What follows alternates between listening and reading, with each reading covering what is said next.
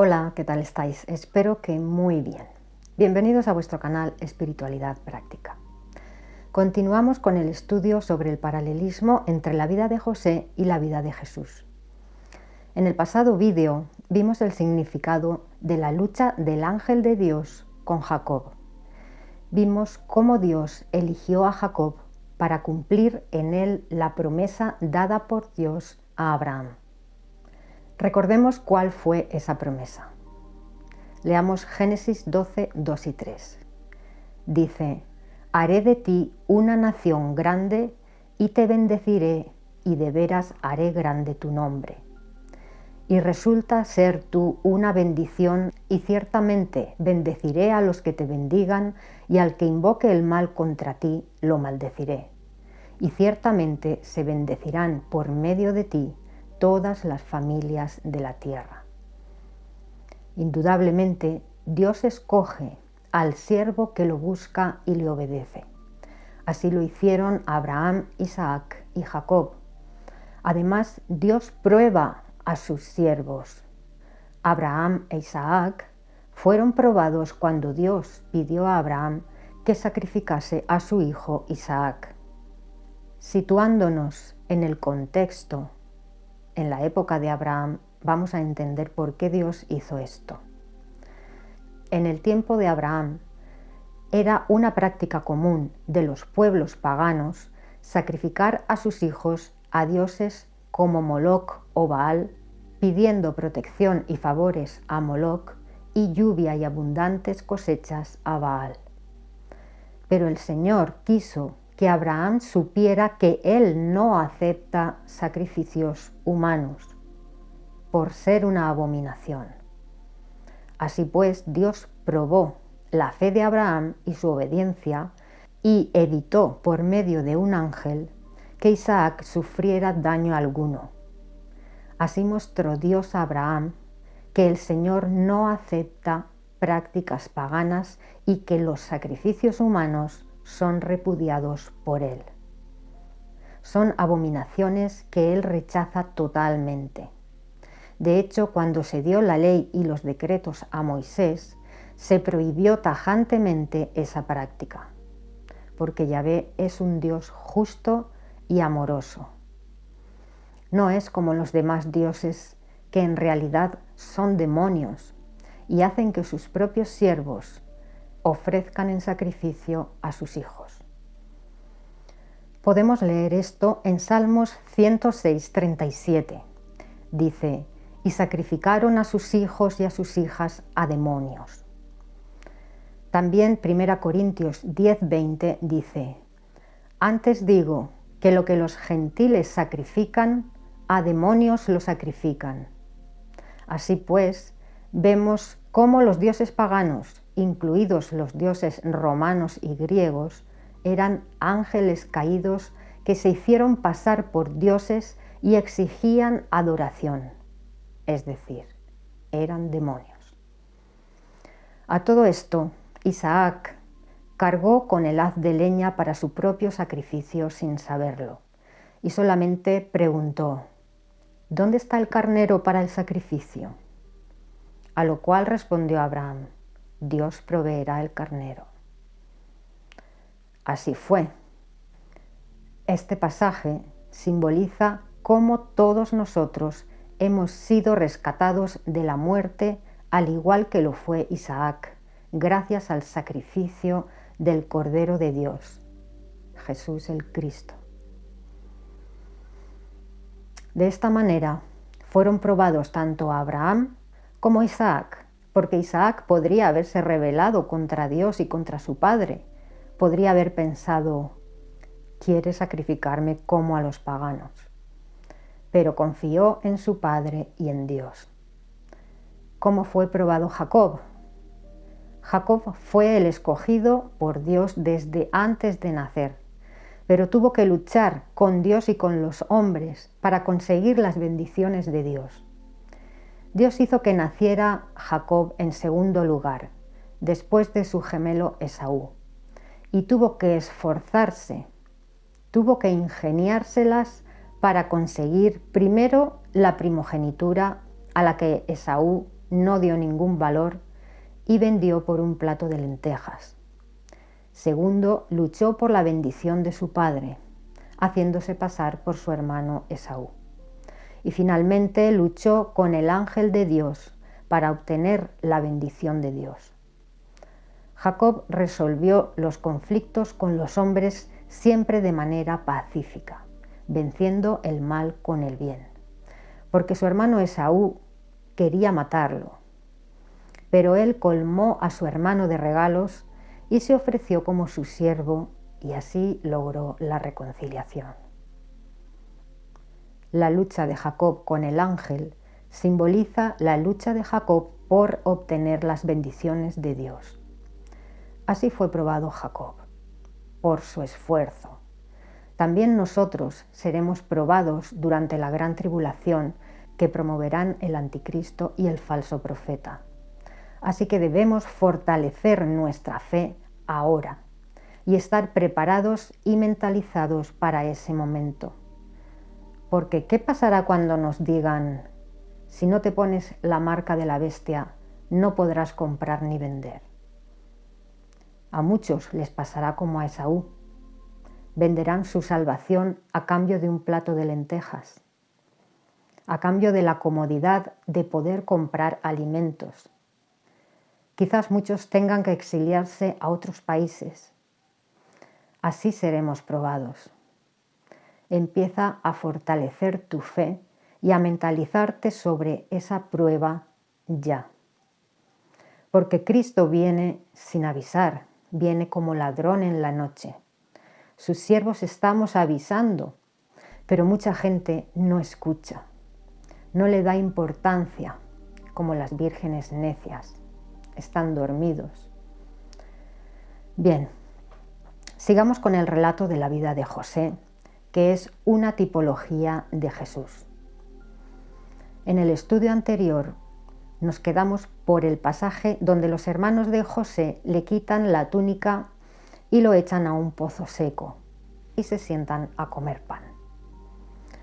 Más tarde simularán su muerte entregando a su padre Jacob la túnica manchada de sangre y le dirán que una fiera salvaje lo mató.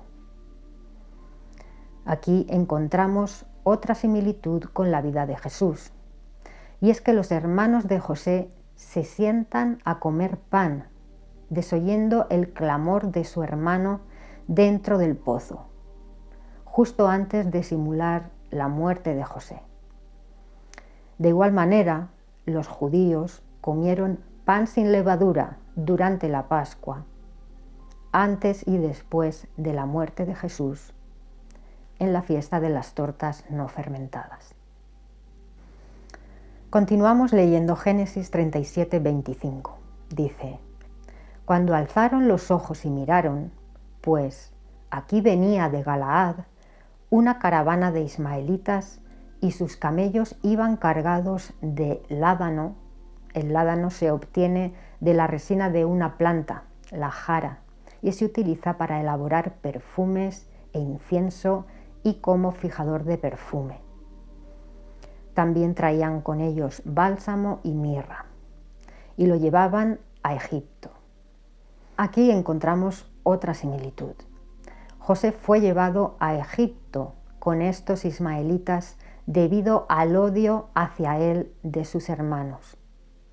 Jesús fue llevado por sus padres a Egipto huyendo del odio del rey Herodes, que mandó matar a todos los niños de 0 a 2 años después de enterarse que había nacido el rey de los judíos por boca de los magos de Oriente, que también transportaban incienso y mirra, y en este caso oro. Sigamos leyendo los versículos 26 al 28. En esto, Judá dijo a sus hermanos: ¿qué ganancia habría en caso de que matáramos a nuestro hermano y encubriéramos su sangre? Vengan y vendámoslo a estos ismaelitas, y no le pongamos la mano encima. Después de todo, es nuestro hermano, nuestra carne. Así que ellos escucharon a su hermano. Ahora bien, Pasaron entonces los mercaderes madianitas y ellos alzaron a José y lo sacaron del pozo. Y entonces vendieron a José por 20 monedas de plata. Estos llevaron a José a Egipto. ¿Qué ocurre en este versículo? José es vendido por sus hermanos por 20 monedas de plata. De la misma manera Jesús fue vendido por 30 monedas de plata. La cantidad de monedas es mayor para hacer notar que Jesús es mayor que José. ¿Pero de quién es la idea de vender a José? De su hermano Judá. Judá en griego es Judas. ¿Quién vendió a Jesús por 30 monedas de plata? Bien, después de vender a José a los ismaelitas, como Judas vendió a Jesús a los romanos, a los gentiles paganos, los hermanos de José rociaron la prenda de vestir de José con la sangre de un cabrito y se la llevaron a su padre. Cuando Jacob vio esto, efectivamente pensó que una bestia salvaje lo había despedazado. Jacob, lleno de dolor, rasgó sus vestiduras y no quiso recibir consuelo. Él dijo: porque en duelo bajaré a la tumba donde mi hijo. Mientras tanto, los madianitas llegaban a Egipto y allí vendieron a José a Potifar, un oficial de la corte de Faraón, el jefe de la guardia. Y Dios estaba con José. No solo le fue bien a José, sino que también le fue bien a Potifar a causa de José. Y Potifar nombró a José a cargo de toda su casa.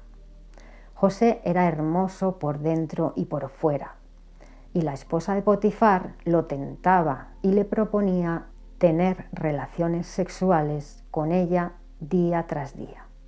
José le respondió: ¿cómo podría yo cometer esa gran maldad y pecar contra Dios? De la misma manera, Jesús fue tentado en el desierto por Satanás. Llegó a ofrecerle todos los reinos de la tierra si se inclinaba ante él y lo adoraba. Pero Jesús seguramente pensó: ¿cómo podría yo cometer esta gran maldad y realmente pecar contra Dios? La esposa de Potifar acusó falsamente a José de haber abusado de ella y él acabó en la cárcel. Y Dios continuó con José.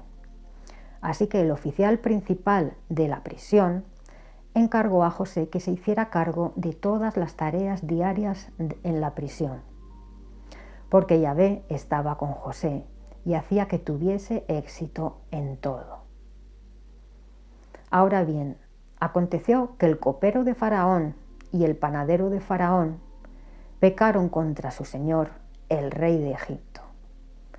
De modo que Faraón encarceló al jefe de los coperos y al jefe de los panaderos, y era José quien los atendía. De igual manera, Cristo fue acusado falsamente y permaneció en la cruz, cargando con todos nuestros pecados, pagando condena por nuestras transgresiones, y compartió lugar con 2 malhechores que transgredieron las normas de César. El jefe de los coperos y el jefe de los panaderos, ambos tuvieron un sueño, y no tenían quien se lo interpretara. Entonces José les dijo: ¿no pertenecen a Dios las interpretaciones? Cuéntenmelo, por favor. El jefe de los coperos se puso a contar su sueño a José y a decirle, Génesis 49, en mi sueño había una vid delante de mí, y en la vid había 3 sarmientos, y al brotar sus yemas aparecieron las flores y sus racimos produjeron uvas maduras. Y yo tenía en la mano la copa de Faraón, y tomé las uvas y las exprimí en la copa de Faraón. Después di la copa en la mano de Faraón. Entonces le dijo José: esta es su interpretación. Los 3 sarmientos son 3 días. Dentro de 3 días, Faraón alzará tu cabeza y ciertamente te devolverá a tu puesto.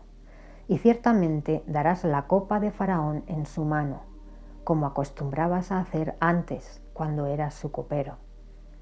Pero tienes que acordarte de mí tan pronto como te vaya bien, y por favor, sé bondadoso conmigo y háblale a Faraón de mí, y tienes que sacarme de esta casa. Porque de hecho fui secuestrado de la tierra de los hebreos y tampoco aquí he hecho cosa alguna para que me metieran en la cárcel.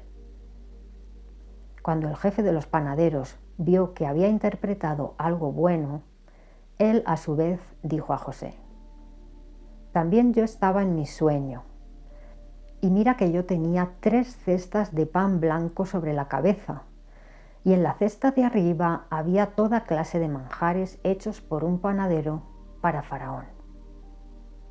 Y había aves comiéndoselo de la cesta sobre mi cabeza. Entonces José contestó y dijo: esta es su interpretación. Las 3 cestas son 3 días. Dentro de 3 días, Faraón alzará tu cabeza de sobre ti y ciertamente te colgará en un madero. Y las aves ciertamente comerán tu carne de sobre ti. Todo sucedió tal como José interpretó en los sueños, pero el jefe de los coperos no se acordó de José.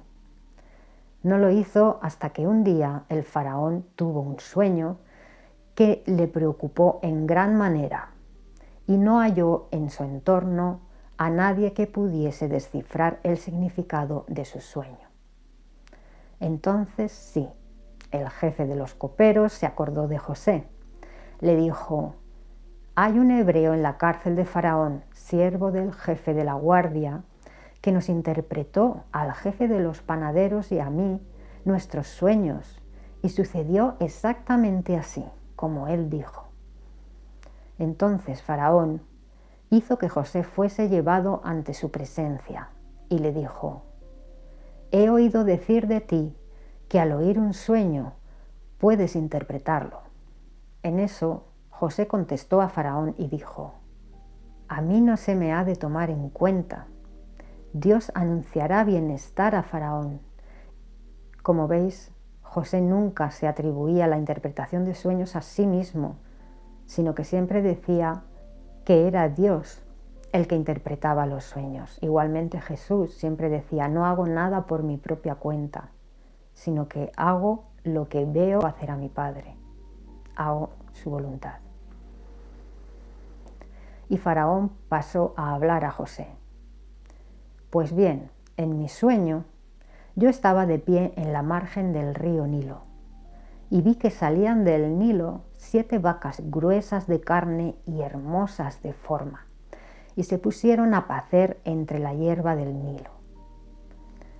Y detrás de ellas vinieron otras 7 vacas, pobres y de forma muy mala, y flacas de carnes. En cuanto a lo malo, no he visto cosa semejante a ellas en toda la tierra de Egipto. Y las vacas flacas y malas empezaron a devorar a las primeras 7 vacas gordas. Así que éstas entraron en sus vientres, y no obstante, no podía saberse que hubieran entrado en sus vientres, porque su apariencia era mala lo mismo que al comienzo. Con eso desperté. Faraón tuvo un segundo sueño, cuyo significado era el mismo que el primer sueño. Faraón dijo a José: después de eso vi en mi sueño y sucedía que salían 7 espigas de un solo tallo, llenas y buenas.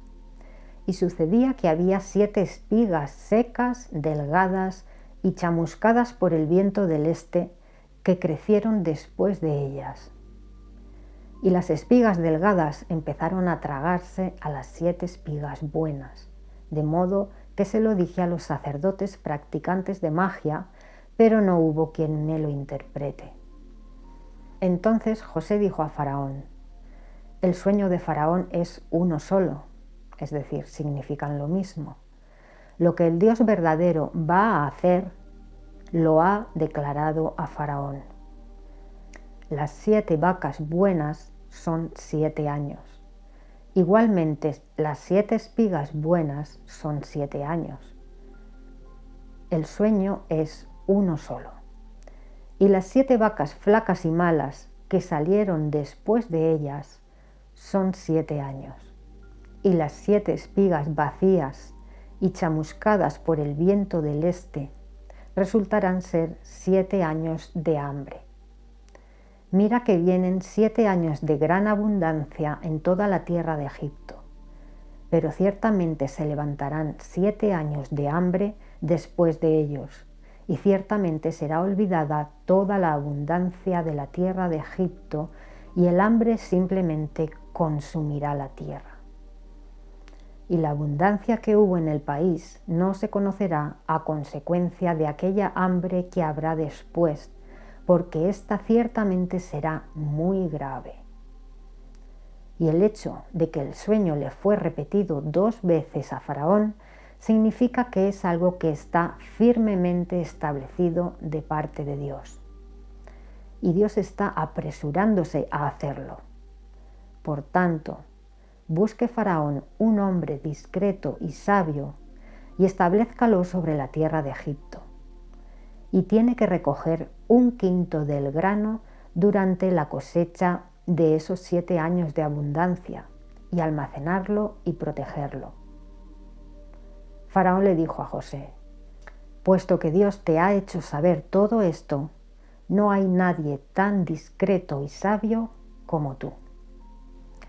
Ahora quiero que os fijéis en el tremendo paralelismo del siguiente texto con la vida de Jesús. Génesis 41, 40 y 41. Dice: tú estarás personalmente sobre mi casa y todo mi pueblo te obedecerá sin reserva. Solo en cuanto al trono, seré yo más grande que tú. Y añadió Faraón a José: mira, de veras te coloco sobre toda la tierra de Egipto. Fijaos, Faraón le dice a José: tú estarás personalmente sobre mi casa. Mateo 28, 18 dice: toda autoridad me ha sido dada en el cielo y sobre la tierra. Dice Faraón a José: y todo mi pueblo te obedecerá sin reserva. El apóstol Juan, en Apocalipsis 21, 24, hablando del reinado milenial de Cristo desde la Nueva Jerusalén, dice: y las naciones andarán por medio de su luz, y los reyes de la tierra llevarán a ella su gloria, en obediencia a Dios. Y añadió Faraón a José: mira, de veras te coloco sobre toda la tierra de Egipto. Apocalipsis 19, 16 dice: y sobre su prenda de vestir exterior, aun sobre su muslo, tiene un nombre escrito: Rey de Reyes y Señor de Señores. Cristo reinará sobre toda la tierra habitada. Faraón dijo a José: solo en cuanto al trono seré yo más grande que tú. Juan 14, 28 dice: si me amaran, se regocijarían de que sigo mi camino al Padre, porque el Padre es mayor que yo. Faraón dio por esposa a José, a la hija de un sacerdote egipcio. José no se casó con una mujer hebrea, sino con una mujer egipcia, según la voluntad de Faraón. De la misma manera, la esposa de Cristo estará constituida por gente de todas las naciones, judíos y gentiles, como dice Apocalipsis 5:9. Dice: y con tu sangre compraste para Dios personas de toda tribu y lengua y pueblo y nación, e hiciste que fueran un reino y sacerdotes para nuestro Dios, y han de reinar sobre la tierra. Esta fue la voluntad del Padre. Leamos Génesis 41, 46. Fijaos, dice: y José tenía 30 años de edad cuando estuvo de pie delante de Faraón.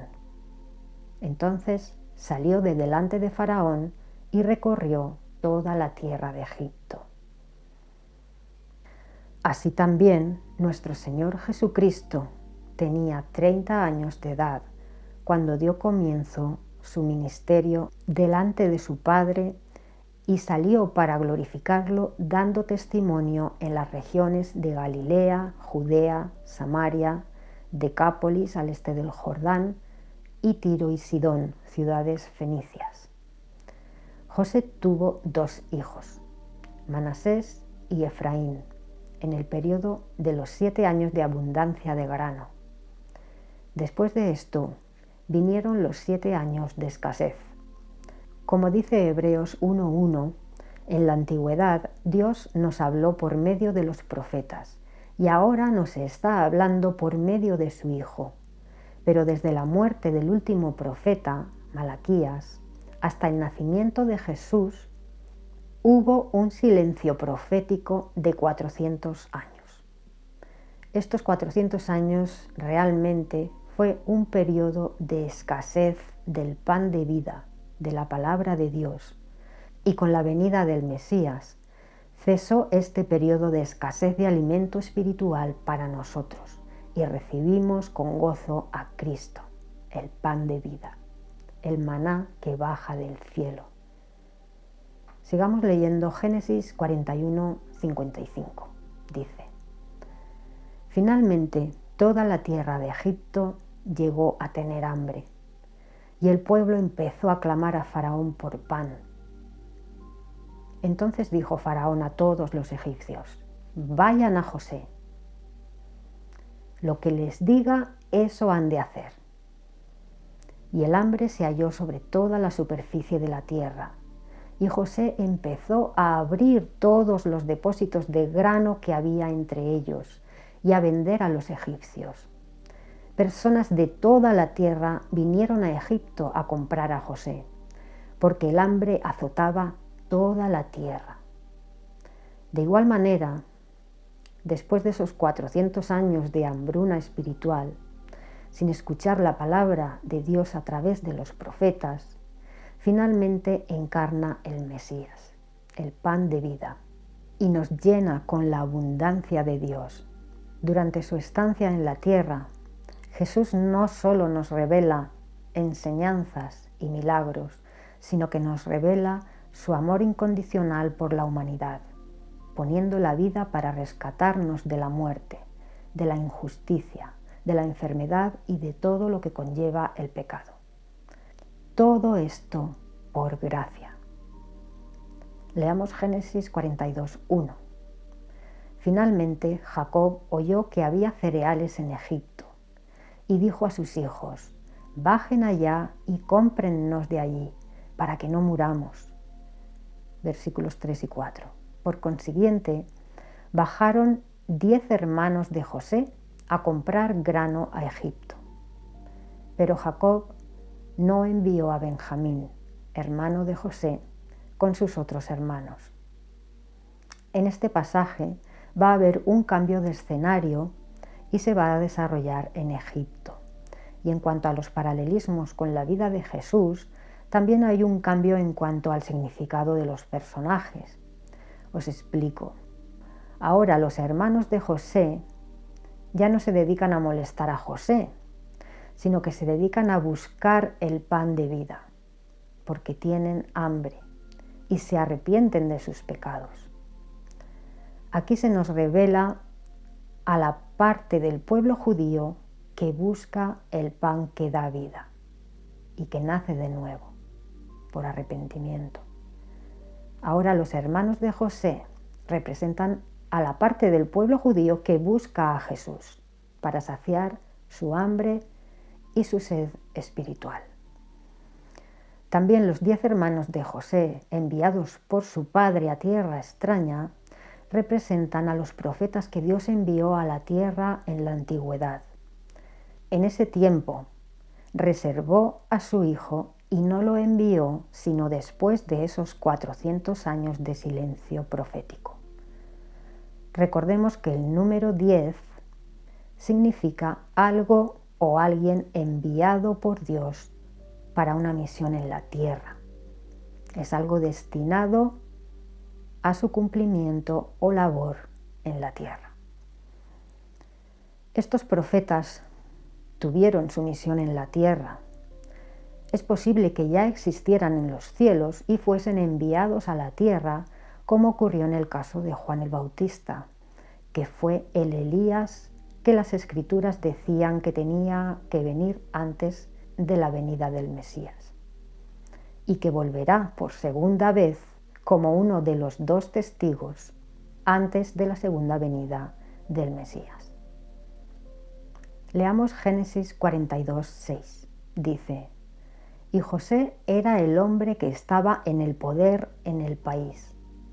Él era quien hacía la venta de grano a toda la gente de la tierra. Por consiguiente, vinieron los hermanos de José y se inclinaron ante él rostro a tierra. Fijaos que aquí se cumplen los 2 sueños proféticos de José, donde sus hermanos se inclinaban ante él. José enseguida reconoció a sus hermanos, pero ellos no lo reconocieron a él. De igual modo, cuando Jesús vino a la tierra, él sabía cómo era el corazón de cada persona. Él conocía a sus ovejas, pero las ovejas eran faltas de fe. No sabían quién era él realmente, y la mayoría le seguían para que les diera de comer o los sanara de sus enfermedades o expulsara demonios de sus seres queridos. Pero muy pocos tenían fe plena en él, aparte de sus apóstoles. Pedro fue el único que llegó a decir por revelación de Espíritu Santo: tú eres el Cristo, el Hijo del Dios viviente. Pero José habló con dureza a sus hermanos. Les preguntó, versículo 7, ¿de dónde han venido? A lo cual dijeron: de la tierra de Canaán, para comprar víveres. José les dijo: son espías. Han venido a ver la condición de debilidad del país. Ellos dijeron: no, Señor mío, vinimos a comprar víveres. José dijo: no es así. Ellos dijeron: tus siervos somos 12 hermanos. El más pequeño está con nuestro padre hoy, mientras que el otro no ha aparecido. José siguió diciendo: sois espías. Para probar que dicen la verdad y no mienten, no saldrán de aquí hasta que no traigan a su hermano menor. Todo este paripé lo montó José para poder ver a su hermano de sangre, Benjamín. José mantuvo encerrados en prisión a sus 10 hermanos durante 3 días. Después de estos 3 días, José liberó a sus hermanos. Esto recuerda a los 3 días que estuvo el profeta Jonás en el vientre de la ballena y que simboliza la muerte y resurrección de Jesús. Después José dispuso que 9 de sus hermanos fuesen a llevar grano a su familia en Canaán y uno de ellos se quedase allí como rehén, hasta que trajesen a Benjamín. Entonces los hermanos de José empezaron a reconocer su culpa por lo que hicieron con José. Leemos esto en Génesis 42, 21. Dice: y empezaron a decirse el uno al otro: indiscutiblemente somos culpables tocante a nuestro hermano, porque vimos la angustia de su alma cuando nos suplicaba que tuviésemos compasión, pero no lo escuchamos.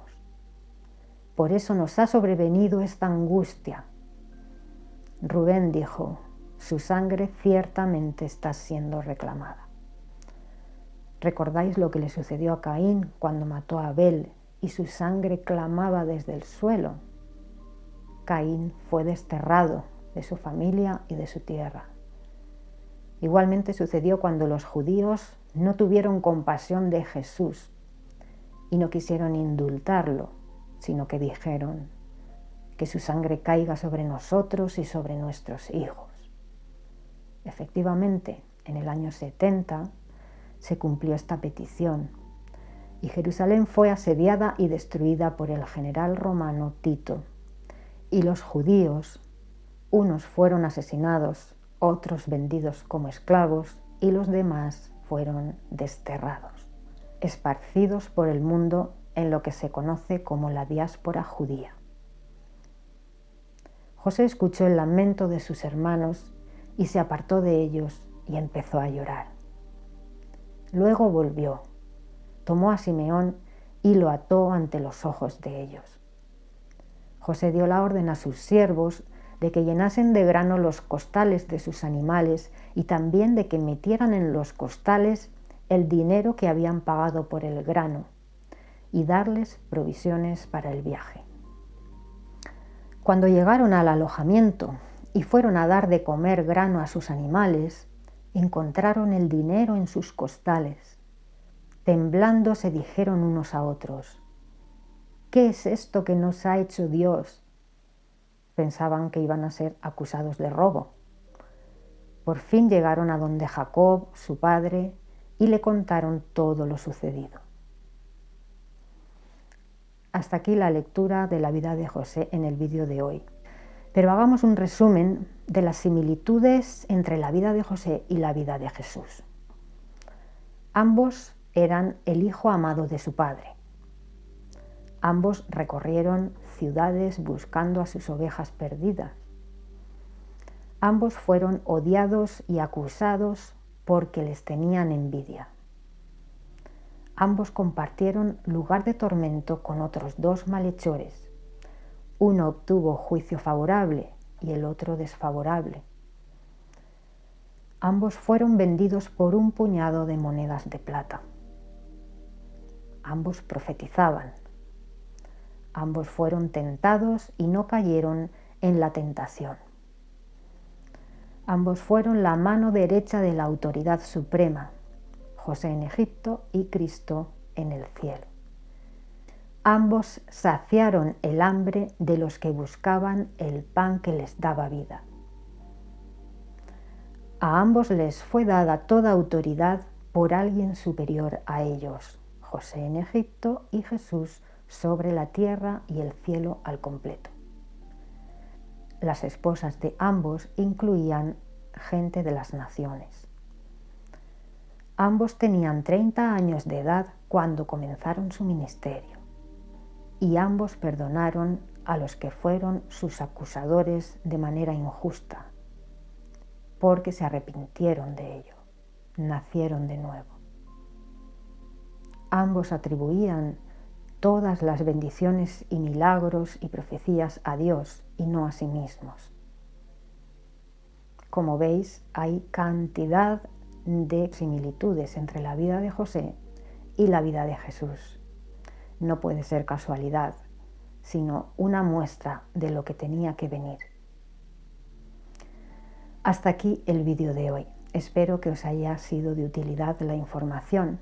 Os espero en el próximo vídeo, la última parte donde explicaré las similitudes entre la vida de José y la vida de Jesús. Gracias por escuchar la palabra inspirada. Un abrazo.